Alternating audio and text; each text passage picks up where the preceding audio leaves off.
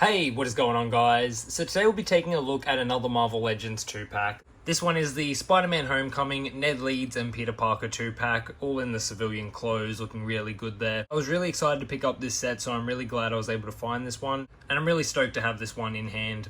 Here's a shot of the packaging. Even though this one is plastic free, I do not mind the packaging design here. All the artwork does look pretty good. On the one side there is more artwork, and then on the other side just a digital render of either figure. It's really cool to get characters like these ones just to sort of fill out that Spider-Man display. I'm really glad I was able to get the re-release of the Vulture in the deluxe set.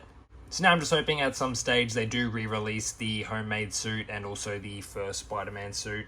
Taking a look at the back of the packaging, same thing, just some digital renders of the figures and also showing the accessories included with these ones. As I mentioned, I don't mind the new design of these packagings. Like I said, you can see what it comes with on the back of the box there. So we'll go ahead, we'll get these guys open and we'll take a closer look. And here we have both the figures and all the accessories out of the packaging. This is how you'll first find the figures when you do first pull them out. And I must say, just standing there, I'm really impressed so far with what I've seen. I really do like this current head sculpt of the Tom Holland head scan. And it's also really cool that it comes with the alternate Spider-Man mask head sculpt for Ned. So they both do look really cool there.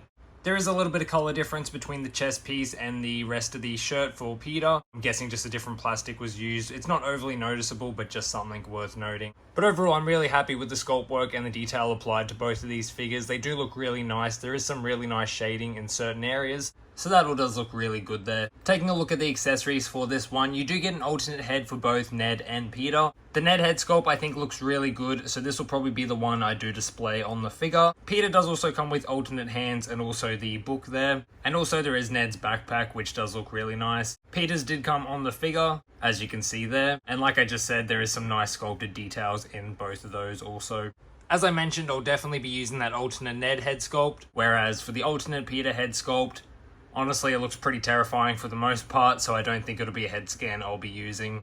There is some good aspects of it. It is just really the mouth, I think, that doesn't do the head scan justice. And here I have Ned with the alternate head scan on and also the backpack. Like I said, I'm really impressed with how these figures have turned out. He does look really great there just standing with the accessories. I don't know if I need to heat up the head at all just because it doesn't quite feel like it's fitting on properly. It is a little stiff to try and move it from side to side. So I might have to heat that one up and try and reposition the head on there. But like I said, the detail and the sculpt work gone into these figures, I'm honestly really happy with this set and how it has turned out. And even the colors used, like I said, everything about these are just looking really terrific here. Even the watch isn't sculpted on the figure, that is a separate piece on the wrist, so it can be moved around also. The joints in Ned's elbow will go as far as they are here. They are only single jointed and no butterflies. I'm not going to run into any other articulation. You can get an idea in the knees, but for the most part of what it needs to do, I am happy with how much you can move the figure. So that is Ned from the 2-pack. We'll go ahead and we'll take a look at the Peter Parker. And here we have the Peter Parker figure. Like I said, I'll be leaving this head scan on this figure as I really do like this one. It really does have the Tom Holland likeness in my opinion.